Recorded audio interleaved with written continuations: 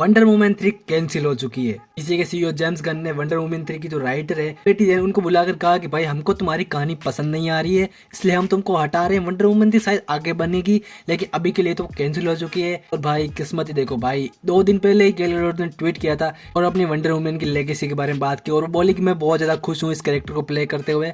And अगले दिन news आ गई कि वंडर वुमन 3 नहीं बन रही। भाई साहब, दुख दर्द पीड़ा कभी खत्म ही नहीं होती डीसी फैंस के लिए तो, लेकिन दुख यहीं पे खत्म नहीं होता। अगले न्यूज तो सुनकर आप बोलोगे भाई यार क्या बता रहा है तू। ब्लैक एडम 2 का जो सीक्वल है वो भी अब खतरे में, और लग नहीं रहा कि ब्लैक एडम 2 का सीक्वल बनेगा कभी। और ऐसा लग रहा है कि जिसने मतलब डीसी को पूरा चेंज करने की बात कही थी, अब कहीं वो ही नहीं चेंज हो जाए। मैं बात कर रहा हूँ दी रॉक की। कुछ रिपोर्टर्स की माने तो ब्लैक एडम मूवी ने अपने डीसी स्टूडियोज के लिए मतलब 100 मिलियन का लॉस करवाया है, लेकिन दी रॉक ने ट्वीट करके कहा कि भाई जो भी आप न्यूज सुन रहे हो वो सब गलत है। हमारी ब्लैक एडम मूवी ने लगभग 50 से 70 मिलियन का प्रॉफिट कमाया है। और उन्होंने अपनी मूवी को कंपेयर किया कैप्टन अमेरिका फर्स्ट एवेंजर से, जो कि मेरे को लगता है कि बिल्कुल गलत था। उस मूवी ने भी उस टाइम लगभग 2014 में, उस टाइम इतनी टेक्नोलॉजी नहीं थी और उसका मतलब इतना क्रेज भी नहीं था। उस टाइम उसने 370 मिलियन कमाए थे। अगर अभी के टाइम ब्लैक एडम मूवी को देखे तो उसके पास टेक्नोलॉजी सब कुछ है भाई, फिर भी उसने इतने ही कमाए। तो उसके पीछे कुछ तो रीजन होगा, लेकिन कुछ भी कहो 50-70 मिलियन का उन्होंने प्रॉफिट कराया है। तो ऐसा लग रहा है कि भाई ब्लैक एडम 2 अब नहीं बनने वाली है। 50-70 मिलियन में कुछ नहीं होता भाई। और अगली न्यूज ये आ रही है कि जो जेसन मोमोआ की एक्वामैन 2 आ रही है, उनकी लास्ट मूवी होगी एज ए एक्वामैन। एक्वामैन 3 बनेगी कभी तो उसके अंदर हमारे जेसन मोमोआ नहीं होने वाले हैं। उनको डीसी स्टूडियो वाले हटा नहीं रहे, उनको एक अलग कैरेक्टर दे रहे हैं जिसका नाम है लोबो। मेरे को लगता है कि यार जेसन मोमोआ ठीक थे यार एक्वामैन की, जैसे कि बेडास कैरेक्टर होना चाहिए ना वैसा वो था। पर यार अब लोबो भी देखेंगे कैसा कैरेक्टर बनाएंगे।